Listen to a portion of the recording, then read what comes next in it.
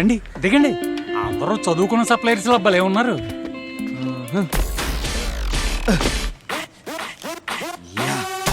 అదేంటి నువ్వు ఇంకా ఇక్కడ నిలబడ్డావేంటి? పోయి బిర్యానీ దింపు. అయ్యో నేను ఆ విషయం మర్చిపోయాను.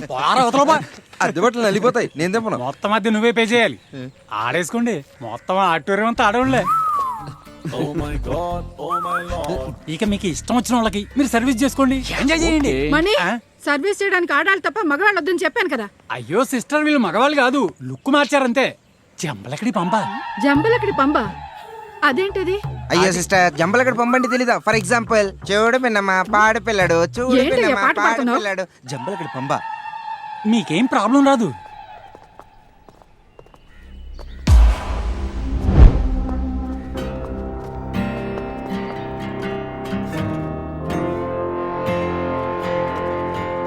హలో, ఎవరు కాలు పట్టుకుని వచ్చారు? రేయ్, నోరు ముయ్యరా.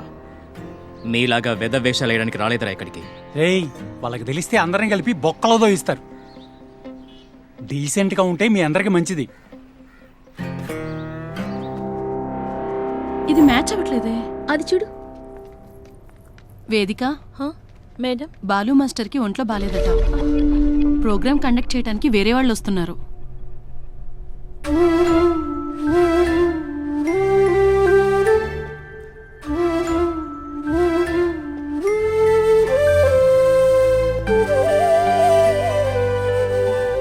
ఉన్ని కృష్ణ నీకు తెలుసా? అతను నాకు తెలుసు. స్కూల్లో మా సీనియర్. అప్పట్లో కొన్ని గొడవలు జరిగాయి. ఇతని వల్ల ఎలా అవుతుంది? ఏం మాట్లాడుతున్నావు నువ్వు? ఇప్పటికిప్పుడు కావాలంటే ఎవరొస్తారు చెప్పు, వచ్చిన వాళ్ళతో కానియండి. అతను నా మీద పగ తీర్చుకోవడానికి వచ్చినట్టుంది. రే జాగ్రత్త.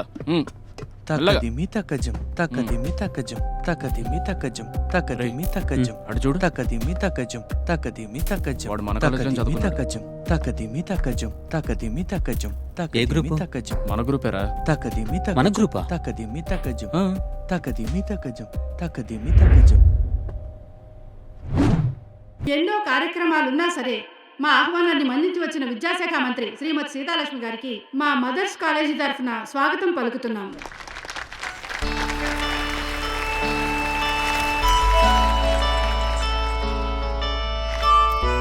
Thank you ma'am.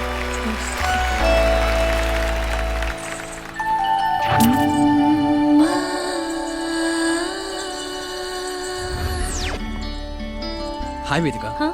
I'm Roshan. Hi. Roshan Chandra, ఆ, ప్రొఫెసర్ చంద్రశేఖర్ గారు అబ్బాయిని. తెలుసు, చంద్రశేఖర్ గారు మాకు ట్యూషన్ చెప్పేవారు.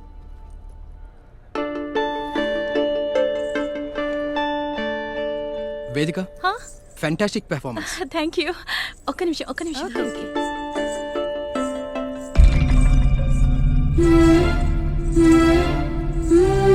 వేదిక, హాయ్ గోకుల్, నువ్వేంటి ఇక్కడ?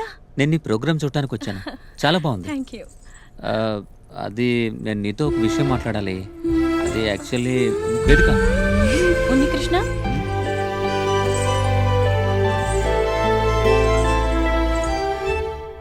థ్యాంక్స్. దేనికి? నువ్వు వచ్చింది నా మీద పగ తీర్చుకోవడానికి అనుకున్నాను. అలాంటి పగలు ప్రతీకారం నాకు చేతగా.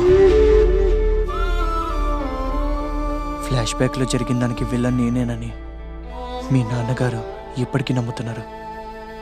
ఆయన గారి సపోర్ట్ ఉండడం వల్లే కదా నీకు కళ తిలకం అవార్డు వచ్చింది.